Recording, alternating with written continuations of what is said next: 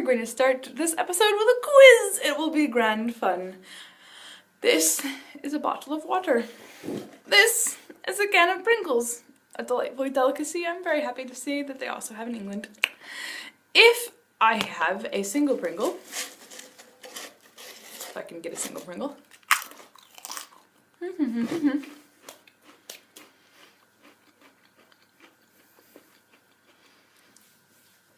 and if I drink this entire thing of water, which I'm not going to do right now, during which have I consumed more water? A or B? Pretend this is gone. If you said B, congratulations! You're going to learn something today. I'm Rebecca Farnham, this is Ramblings with Rebecca, and let's talk about virtual water.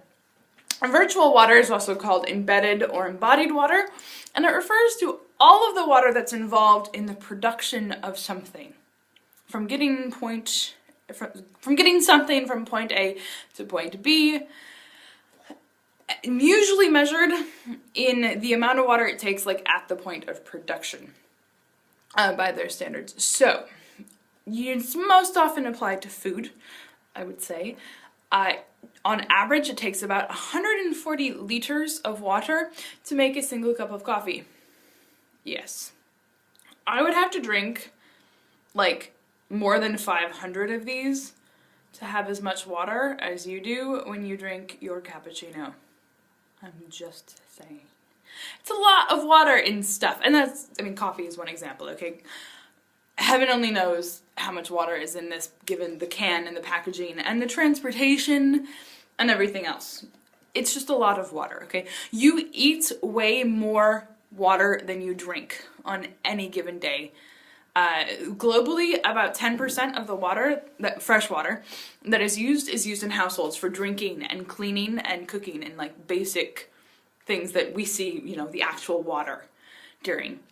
70% of water globally is used in agriculture, right? And so almost a lot of that pretty much straight to irrigation, okay? We use way, way more water growing crops than we do for anything else.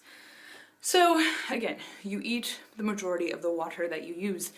And that's not a bad thing. It just means that if we want to understand water security and whether or not we have enough water, we really need to look at food. And if we want to understand food security and whether or not we're going to be able to get the food that we need to know how much water we have available to do all of that. And then, of course, look at what's the best way to use water and food and the resources that we have. So virtual water was coined by Professor Tony Allen, who's a human geographer at King's College London in the early 1990s. And he looks especially at food in the Middle East. And for him, water security is food security. They're pretty much the same thing. Water security is just what we choose to eat, he often says. For him, he sees virtual water trade as a way to really help some water-poor parts of the world. So Egypt, for example, does not have enough water to grow the amount of grain that it eats, generally speaking, and still have water for other things. Just because water is a really heavily intensive crop. Water is a heavily intensive crop. Oh dear. Cereals and grains and wheat are really water-intensive crops, right? However, through virtual water trade, water gets transported around the globe, but not in this form, right? So I have a basil plant that sits on my windowsill that, after I'm done drinking my bottle, I throw some in. And I should mention this is a recycled bottle. The water in here came from my tap. I don't actually drink bottled water, and nor should you, because it's just not good. It's not a helpful way to use water resources, but I'll go on a rant about that later. Anyway, so basil on my plant, I throw some water at it. It does evapotranspiration. Lots of the water also goes into the plant itself. If at the end of the day, I took a few of those leaves and I shipped them to my mother in Michigan, I don't know why I would, but I could, the shipping of those couple of leaves would be way, way cheaper and easier and more environmentally friendly than shipping, say 12 gallons of water to my mother in Michigan. Scale that up hugely and we can see shipping, say, wheat from America to Egypt is way more efficient than shipping huge barges of fresh water. And that is virtual water.